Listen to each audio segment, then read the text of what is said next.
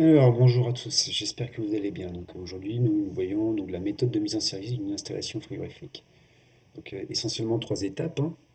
L'étape 1, donc, quand vous avez fini votre circuit frigo, eh bien, c'est d'en faire l'étanchéité. L'étape 2, c'est une fois qu'on a vérifié que c'était étanche, faire le tirage au vide. Et l'étape 3, une fois que c'est tiré au vide, ben, c'est faire la charge en flux de frigo. Alors, dans un premier temps, on va s'intéresser donc à l'étanchéité. Alors, l'étanchéité des circuits. Donc, ça consiste à quoi? Bah, ça consiste à mettre sous pression d'azote. Et une fois que c'est sous pression d'azote, donc contrôler l'étanchéité. Alors, mise sous pression d'azote, eh bien, à quel moment? Eh bien, dès que vous avez fini un réseau ou tous les réseaux. Voilà. En tout état de cause, avant de passer à l'élec. Pourquoi? Bah, tout simplement parce que ça va vous laisser du temps, hein.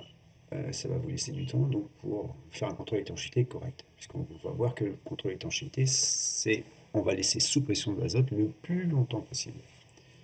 Et donc du coup, comment? Bah, vous laissez sous pression d'azote pendant que vous faites les lecs. Alors, mise sous pression d'azote. Donc en théorie, à quelle pression? Eh bien, la pression de service, donc des matériels. Alors, le groupe de condensation, bah, la pression de service est plaquée.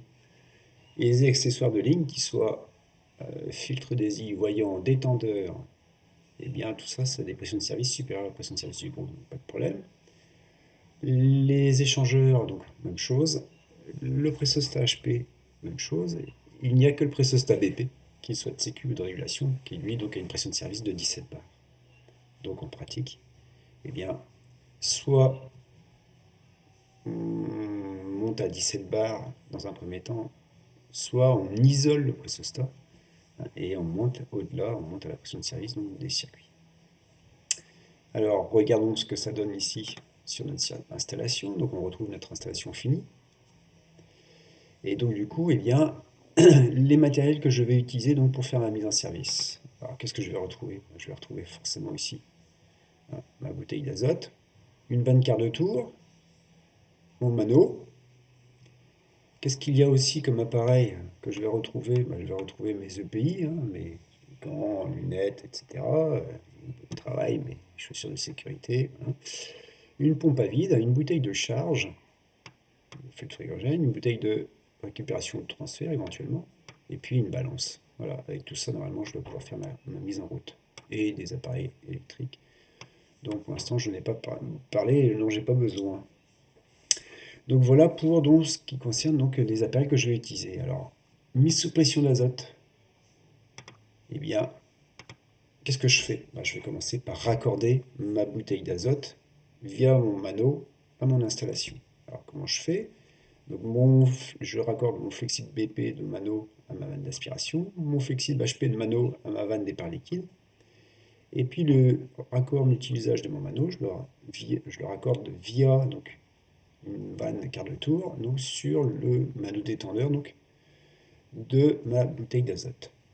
Voilà, donc ça y est, c'est en place. Donc là maintenant, ici, puisque ma bouteille d'azote, le robinet soit fermé, eh bien, comment sont eh bien, les différentes vannes et organes donc, de mon circuit donc, lorsque je vais me mettre sous pression d'azote.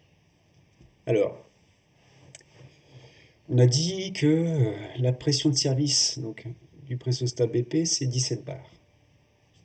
Et on sait aussi que la pression donc, de lecture des manos BP, c'est rarement 17 bars.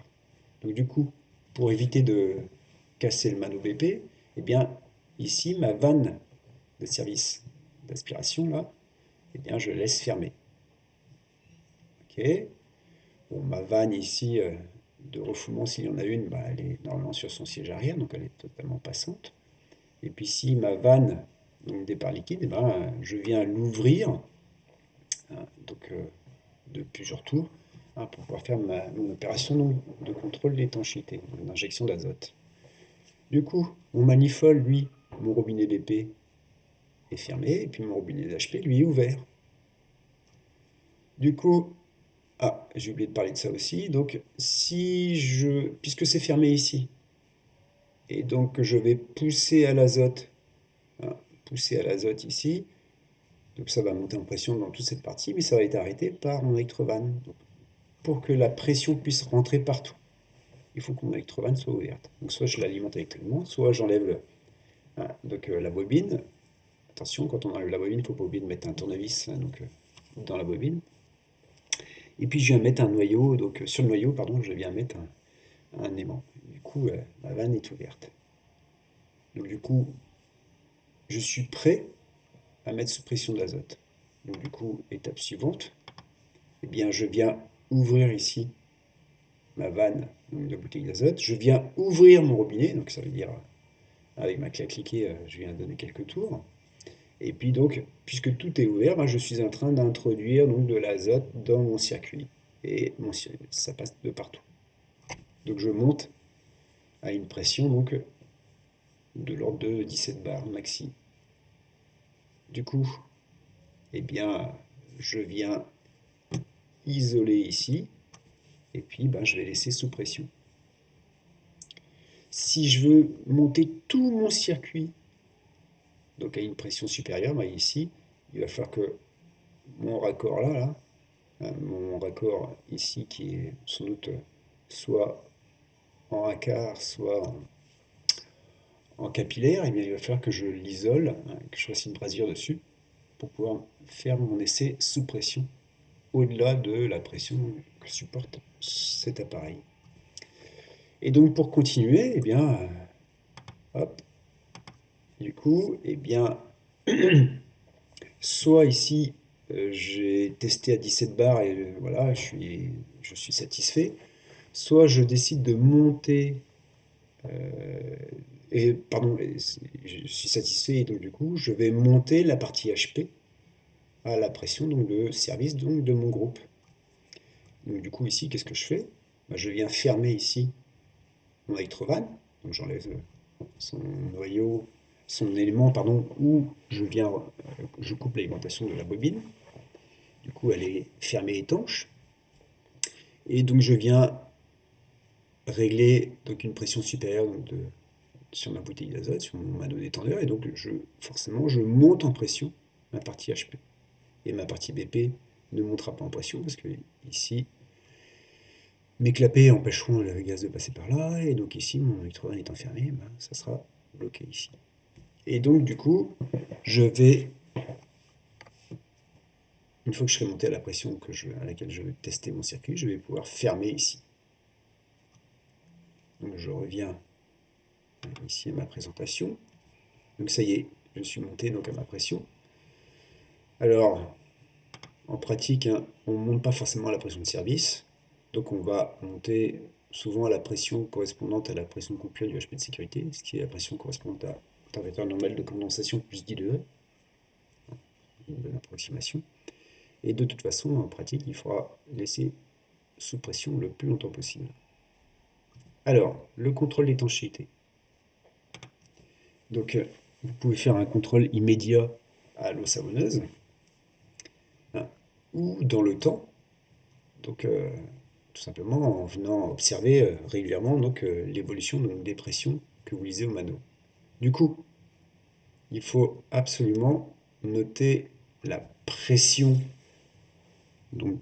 à laquelle vous avez mis votre circuit et la température extérieure.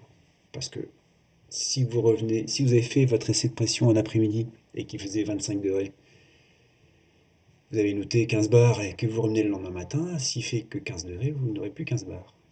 Donc c'est quoi? C'est une fuite ou c'est une variation de température extérieure? Donc il faut noter pression-température. Et derrière, quand vous ferez votre essai, eh bien vous pourrez appliquer la loi des gaz parfaits, P2 égale P1 multiplié par rapport des températures absolues, T2 sur T1. Voilà.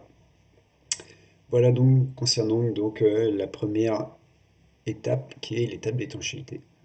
Rendez-vous à une deuxième vidéo concernant le tirage au vide.